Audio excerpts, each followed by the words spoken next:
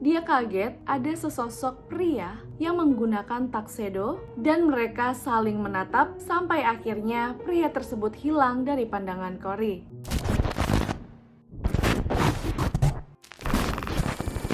Hai guys, ngapain? Udah pada makan belum? Kalian apa kabar? Timut Anantia di sini baik-baik aja. Semoga kalian juga sehat dan keren selalu ya. Buat kalian yang baru aja bergabung di channel ini, selamat datang di Misteri Musik Malam Minggu di Dunia Dalam Bertika. Basically, segmen ini adalah tempat dimana gua meluapkan segala kekepoan gua, sekaligus mencari jawaban tentang apapun yang terkait dengan musik. Jadi di episode gue sebelumnya, gue sempat ngebahas tentang ada girl band dari Korea yang merasakan keanehan pada saat mereka rekaman di studio musik. Jadi kata mereka, di studio itu rasanya seperti ada aura dingin dan membuat mereka tidak nyaman. Dan bener aja, saat video klip lagu itu jadi, banyak dari fansnya yang bilang kalau di menit-menit tertentu ada suara teriakan laki-laki di tengah-tengah lagu mereka. Padahal itu lagu cewek banget ya, maksud gue tuh lagunya soft gitu. Itu aja digangguin sama hantu. Gue jadi penasaran kan, gimana band-band yang memang image-nya atau liriknya bahkan musiknya itu lekat dengan yang serem-serem atau keras gitu ya, kayak Slipknot, Sepultura, Killswitch Engage, System of a Down, banyak lah ya pokoknya. Kayak mereka tuh pernah nggak sih ngalamin kejadian yang aneh saat mereka melakukan rekaman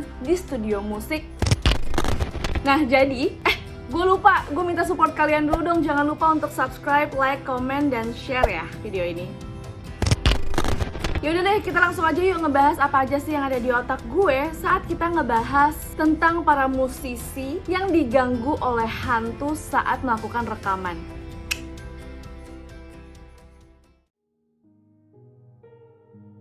Jadi ada band heavy metal yang berasal dari Midwest Iowa, Amerika Serikat yang mendapat gelar The King of Iowa Heavy Metal atau Rajanya Heavy Metal dari Iowa. Siapa? Kalian tahu nggak? Bener banget, Slipknot. Jadi Slipknot ini pertama kali merilis album mereka di tahun 1999. Debut album mereka tampil dengan tampilan yang baru dan memberi nuansa baru dalam new metal. Dengan nuansa kegelapan, keresahan, kesendirian, serta kekosongan mereka bawakan dengan nuansa baru, plus komplit dengan tampilan mereka yang menggunakan topeng, dan topengnya itu creepy banget. Di tahun 2000-an ada dua lagu dari Slipknot yang berjudul Spit It Out dan The Heretic Anthem yang berhasil membawa dua album pertama mereka ke dalam chart Billboard 200 di Amerika Serikat dan mencapai posisi nomor 2 di tahun 2004. Dengan kesuksesannya di dua album pertamanya, Slipknot akhirnya mengembangkan kesuksesannya dengan mau membuat album ketiganya yang diberi nama Vol 3 atau Volume 3, The Subliminal Verses. Dan bener aja, album ketiga ini memang mendongkrak karir kesuksesan dari Slipknot. Tapi dalam pembuatan album ini sangatlah tidak mudah alias banyak banget cobaannya. Salah satu di antaranya, frontman atau pentolan dari band Slipknot ini, Corey Taylor, sempat mengalami depresi dan melawan kecanduannya terhadap alkohol, ditambah pembuatan album ketiga ini seringkali hampir gagal karena adanya gangguan dari hantu saat mereka proses pembuatan rekaman untuk album ketiga ini. Joey Jordison, seorang drummer dari Slipknot yang kembali bergabung alias rejoin ya ke dalam Slipknot, ini mengatakan pada saat proses rekaman volume 3, proses rekaman selalu saja terganggu oleh hal-hal yang tidak bisa ditangkap oleh nalar. Seringkali peralatan musik mereka bergerak sendiri sehingga menyulitkan mereka dalam melakukan rekaman. Mereka jadi melakukan rekaman berkali-kali karena posisi musiknya itu selalu berpindah-pindah. Dan di setiap mereka sedang melakukan review rekaman, entah kenapa rekaman tersebut seringkali ke-pause, kemudian tiba-tiba nge-rewind, pause, nge-forward, pause. Jadi kayak lagi dipermainkan gitu. Sampai akhirnya mereka melakukan review rekaman di tempat lain dan ternyata tidak ada apa-apa, hasilnya baik-baik aja. Joey mengaku dia sendiri seringkali merasa terganggu dengan adanya kejadian-kejadian yang aneh dan salah satunya adalah pintu kamar tidurnya di rumah studio rekaman tersebut suka terbuka sendiri setiap harinya tepat jam 9:30 pagi. Ditambah ada kabar yang diceritakan oleh Corey di mana setelah ia melakukan rekaman dan sedikit melakukan pesta alkohol, ia pergi untuk mandi. Dan saat ia sedang mandi, ia membiarkan pintu kamar mandinya terbuka karena dia merasa pintu di rumah studio rekaman itu sudah ditutup semuanya gitu. Bahkan yang ke arah balkon pun dia ngerasa udah tutup dan juga udah dikunci semuanya. Jadi si Corey ini berani untuk ngebuka pintu kamar mandinya. Tapi sesaat setelah dia mandi, dia membuka tirai kamar mandi. Dia kaget ada sesosok pria yang menggunakan tuxedo masuk ke dalam kamar mandi melewati pintunya yang terbuka, dan mereka saling menatap. Corey pun terkejut sampai akhirnya pria tersebut hilang dari pandangan Corey. Tapi anehnya, hal-hal itu membuat para personel Slipknot merasa sangat senang karena adanya gangguan-gangguan dari hantu itu. Mereka merasa bahwa nuansa horor yang terjadi di rumah studio rekaman sangat terasa sekali di albumnya yang ketiga, yaitu Volume 3, The Subliminal Verses. Band selanjutnya yang pernah merasakan kehororan saat mereka sedang melakukan rekaman adalah Red Hot Chili Peppers atau RHCP.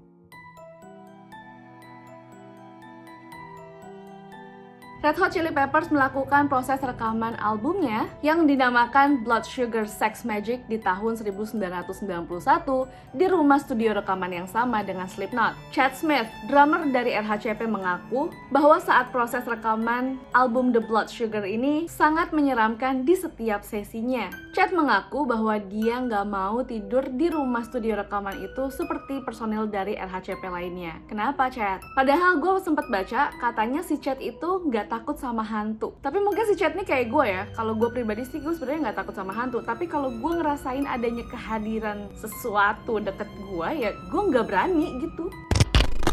Dan kayaknya bener deh kalau si Chad tuh ngerasain ada sesuatu di rumah itu, makanya dia nggak berani tidur di situ. Walaupun dia nggak diganggu secara langsung, tapi dia sempat ngelihat iseng-iseng foto atau dokumentasi saat mereka sedang rekaman. Dan di situ dia ngelihat ada beberapa orbs di hasil kameranya. Bahkan Flea, basis dari RHCP sendiri, mengaku bahwa dia sempat melihat ada sesosok wanita berpakaian gelap dan selalu menemani mereka saat proses rekaman album Blood Sugar ini. Bahkan yang paling aneh adalah hantu yang dilihat oleh John Frusciante, gitaris Red Hot Chili Peppers. Dia melihat ada sosok pria yang tidak dia kenal dan dia yakin itu hantu sedang melakukan masturbasi di depan John. Anyhow, John mengatakan kepada media di mana saat dia melihat hantu itu, dia merasakan bahwa hantu yang dia lihat itu adalah hantu baik.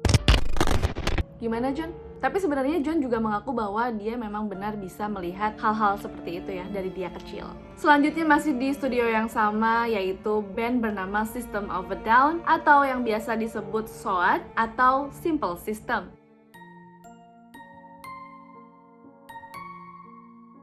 Bahkan System of a Down atau Simply System di sini melakukan rekaman 2 album sekaligus di rumah studio rekaman yang sama dengan Slipknot dan juga Red Hot Chili Peppers. Nah, tapi pada saat proses rekaman dari 2 album yang dilakukan oleh System of a Down ini, justru bukan para personilnya yang diganggu hantu, melainkan seorang humas dari rumah studio rekaman ini. Seorang wanita bernama Heidi Robinson Fitzgerald diminta untuk melakukan interview kepada pers atau media yang ingin menanyakan tentang proses rekaman dari System of a Down di tempat dia bekerja. Nah, saat dia sedang bersiap-siap untuk melakukan press conference, di ibaratnya tuh kayak di ruang tamu gitu, di dalam rumah studio musik ini, si Heidi ini duduk untuk bersiap-siap bahwa pers akan masuk ke dalam rumah tersebut, dan di depannya dia tuh kayak ada tangga gitu menuju ke atas. Dan saat Heidi sedang duduk dan berpikir kira-kira apa aja yang nanti yang bakalan diomongin ke pers, tiba-tiba dia merasakan adanya perubahan cahaya di sekitarnya, dan tiba-tiba aja angin atau udara di sekitarnya menjadi dingin. Dia nggak tahu apa yang terjadi, tapi Heidi yakin banget kalau ada sesuatu yang besar sedang berada tepat di belakangnya. Tapi sesuatu itu tidak mengganggu Heidi, sehingga Heidi terus bersikap cool seakan-akan gak ada apa-apa, dan tiba-tiba saja aura tersebut hilang. Saat Heidi sudah merasa tenang sedikit bahwa sesuatu yang dirasakan sudah hilang, tiba-tiba saja muncul seorang wanita sedang turun dari tangga di depannya menggunakan pakaian serba putih. Bahkan di situ nggak ada angin masuk, tapi pakaian dari wanita ini seolah-olah berkibar-kibar kena angin. Dengan muka yang pucat, ia menatap lirih ke arah Heidi. Di situ Heidi termenung. Gue ngebayangin jadi Heidi kayak bingung gak sih, lo duduk terus di depan lo tiba-tiba ada cewek ngeliatin lo turun dari tangga, tiap step by stepnya ngeliatin ke gue gitu, ke Heidi. Gimana gak merinding sih Heidi? Ya pokoknya akhirnya Heidi itu ngeliat bahwa si cewek itu setelah dia turun dan menatap Heidi, kemudian perempuan berbaju putih ini memutarbalikkan badannya dan kembali naik ke atas dan dia hilang. Dan dilansir dari majalah Faded bahwa gitaris System of a Down, Darren Malakian, mengatakan bahwa memang ada suara-suara aneh setiap mereka sedang melakukan rekaman musik. Mengatakan bahwa memang ia seringkali mendengar suara-suara aneh yang muncul dari tabung amp-nya di setiap harinya tepat pukul 4 sore. Tapi sebenarnya kalian penasaran gak sih studio musiknya tuh apa dan di mana? Karena dari tadi gue di sini selalu menyebutkan rumah studio rekaman. Ya gak sih? Jadi studio rekaman ini adalah studio berbentuk rumah yang lokasinya adalah di Hollywood, California, bernama The Mansion.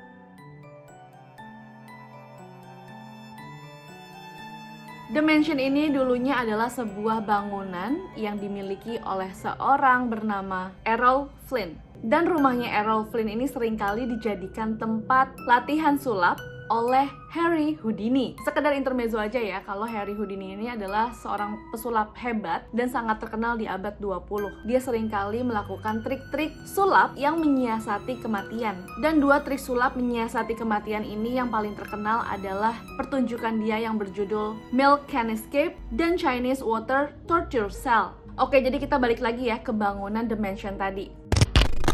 Bangunan milik Errol ini adalah bangunan di mana sebuah rumah dengan 4 kamar tidur di California Hills. Dan kemudian bangunan ini dibeli oleh seorang produser musik yang sangat nyentrik bernama Rick Rubin. Saat dia memutuskan untuk membeli rumah ini, dia tidak sedikit kepikiran untuk mengganti atau merenovasi rumah yang didesain oleh Errol sendiri. Bangunan ini dibeli oleh Rick Rubin pada tahun 1990-an. Dan disitulah dia kemudian memutuskan untuk membuat rekaman dari band The Chili's. Dan gak taunya proses rekaman itu sangat mudah dan sangat tenang. Situasi di situ sangat mendukung untuk membuat proses rekaman musik. Dan disitulah akhirnya dia memiliki ide bahwa tempat ini bisa dia jadikan manfaat, yaitu menjadi rumah studio musik rekaman bagi para band-band, khususnya bagi para band yang diproduseri olehnya untuk merekam album-album mereka di sana. Dan Rick Rubin lah yang akhirnya menamakan rumah studio rekaman musik tersebut The Mansion. Tapi kalau kita ngomongin studio rekaman yang berhantu, sebenarnya nggak cuma di Amerika Serikat aja, tapi di Indonesia sendiri mungkin ada ya, dan bahkan di Inggris pun ada. Kabarnya ada studio rekaman hasil dari reruntuhan castle gitu, dari kerajaan Inggris dulu, dan diberi nama Studio Chepstow Castle di Chepstow, Wales, Inggris.